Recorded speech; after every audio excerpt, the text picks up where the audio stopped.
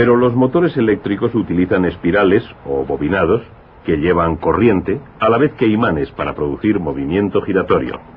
Las piezas más importantes de un motor son el imán y el espiral o bobinado.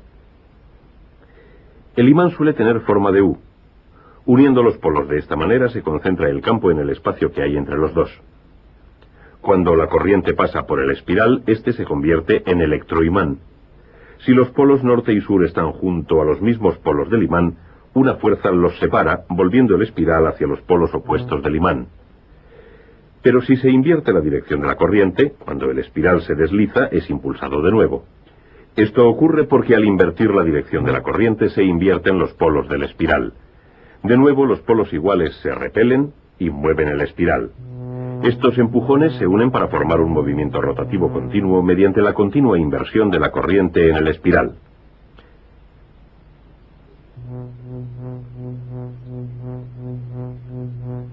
Este tipo de corriente invertida es la que se suministra a las casas.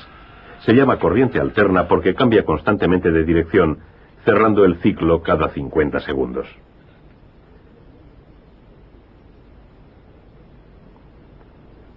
Naturalmente, los motores también pueden funcionar con corriente continua, la clase de corriente que genera una batería. Luego, un aparato invierte la corriente del espiral y el efecto es el mismo. La relación entre electricidad, magnetismo y movimiento es tan íntima que dos de ellos producen el tercero.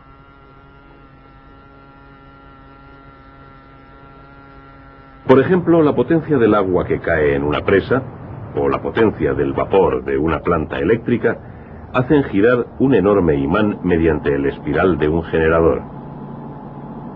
El movimiento del imán produce una fuerza electromagnética en el espiral que hace que la corriente fluya por el cable.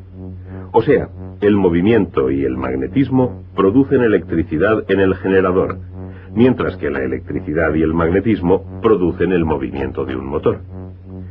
La mayoría de los motores eléctricos dependen de la corriente que producen los generadores, y estos son los responsables de las enormes cantidades de energía eléctrica de que depende nuestro mundo tecnológico. Los generadores que proporcionan la mayoría de nuestras necesidades producen corriente alterna de la siguiente manera. Se montan dos argollas en el eje sobre el que gira el espiral. Las argollas toman contacto con dos escobillas de carbón o de cobre. Estas escobillas conectan las argollas a un circuito externo y cuando el espiral gira en el campo magnético, una mitad se mueve hacia arriba y la otra mitad hacia abajo. Esto produce una corriente de dirección única. Conforme va girando el espiral, la mitad que se movía hacia arriba ahora se mueve hacia abajo y la otra mitad también ha invertido su dirección. Este cambio de dirección invierte la dirección de la corriente y de esta inversión constante surge la corriente alterna.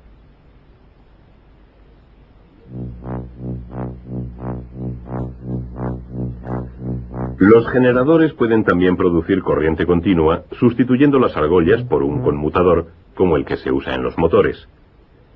El conmutador y las escobillas invierten la dirección de la corriente justo cuando se está invirtiendo en el espiral. Consecuentemente, la corriente del circuito interno va siempre en la misma dirección, aunque la del espiral sea alterna.